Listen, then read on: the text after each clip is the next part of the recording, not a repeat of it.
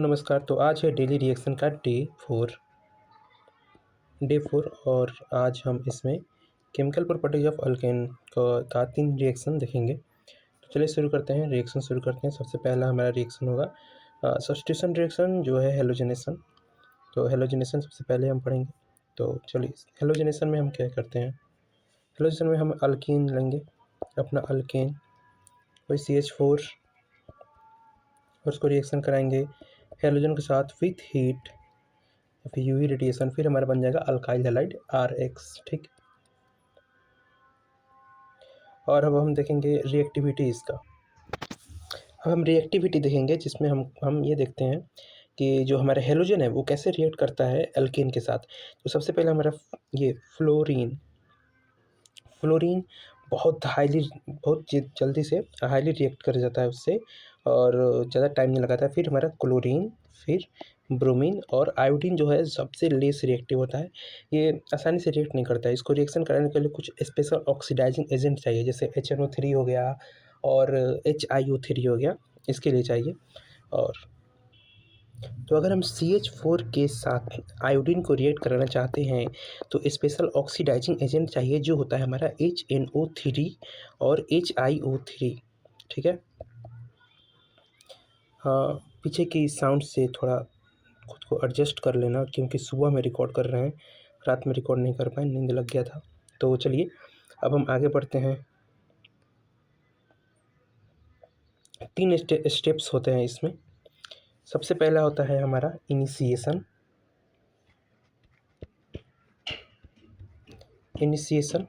फिर होता है हमारा प्रोपेगेशन,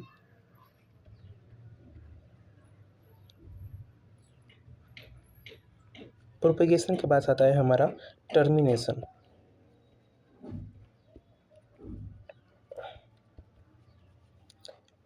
इनिशिएशन में क्लोरीन टूटता है, हमारा Cl2 है, तो ये इसका फ्री रेडिकल बनेगा,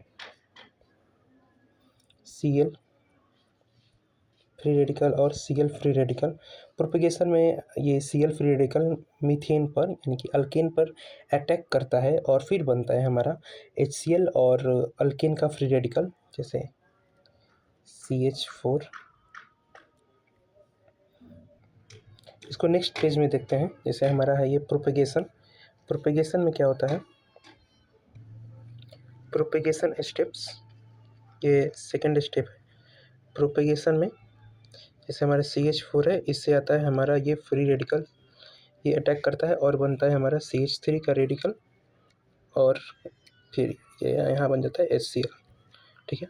फिर उसके बाद से हमारा टर्मिनेशन स्टेप्स। तो टर्मिनेशन स्टेप जो लास्ट स्टेप्स है इसका, क्योंकि उसमें बहुत ज़्यादा रेडिकल्स बन जाते हैं, और अल्केन का रेडिकल्स बन जाता है, तो खुद को स्टेबल कर लेता है अपने आप से रिएक्ट करके। जैसे Cl रेडिकल हो गया, Cl रेडिकल हो गया, अभी इतना ज़्यादा रेडिकल्स बन जाता है कि फिर यहाँ पे टर्मिनेशन हो जाता है अपना रिएक्शन का। इसलिए इसको हम लोग नाम देते हैं अपना टर्मिनेशन रिएक्शन। ठीक है। तो एक और चीज़ है इम्पोर्टेंट, ख़त्म हो गया। NPRP, NSRS और NTRT, ये क्या है? तो ये हम देखते हैं कि मेजर प्रोडक्ट क्या बनेगा, ये वही बताता है। तो NPRP होता है number of 1 degree hydrogen, NS होता है NS number of 2 degree hydrogen, और NT होता है नंबर ऑफ 3 डिग्री हाइड्रोजन।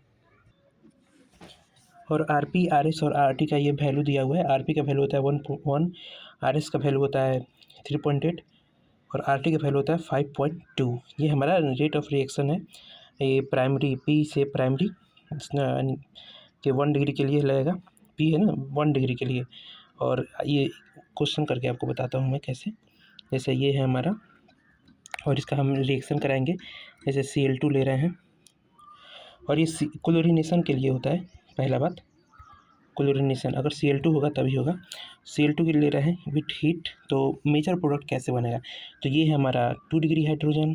ठीक है, यहाँ होगा 2 डिग्री, यहाँ 1 डिग्री, और यहाँ भी 1 डिग्री, और ये हो 2 डिग्री। ठीक है।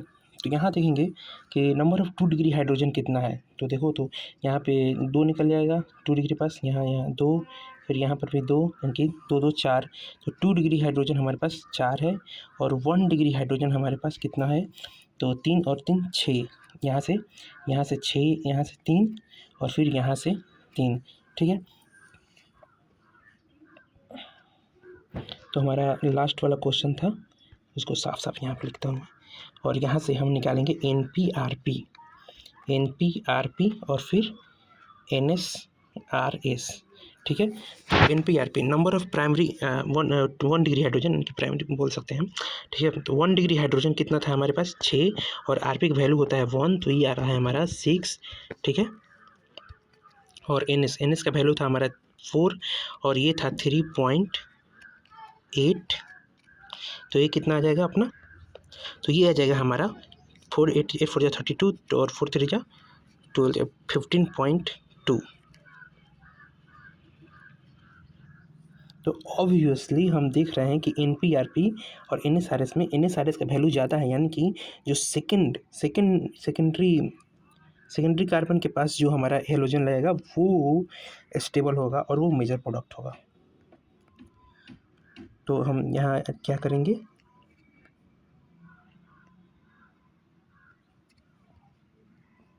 यहाँ पर जो हम Cl लगाएंगे ये हमारा मेजर प्रोडक्ट हो जाएगा और ज़्यादा स्टेबल होगा, और जो Cl हम यहाँ पे लगाएंगे वो हमारा माइनर प्रोडक्ट हो जाएगा, ठीक है। इसमें थोड़ा लंबा चला गया क्योंकि ये स्टेप्स था इसमें, ठीक है। तो हम आगे चलते हैं। अब है हमारा आइसोमराइजेशन, जिसमें हम लेंगे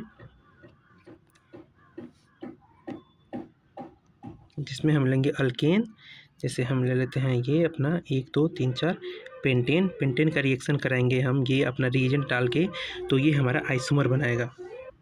हमारे पास 5 कार्बन का हमारे पास ये अल्केन है, और जब हम इसका रिएक्शन कराएंगे एनहाइड्रस AlCl3 और HCl के प्रेजेंस में, तो ये हमारा आइसोमर देगा। कौन कौन सा आइसोमर होगा इसका, तो आप ये देख सकते हैं, एक ये आइसोमर हो जाएगा आइसोपेंटेन का, ठीक है, और एक नियोपेंटेन का हो जाएगा,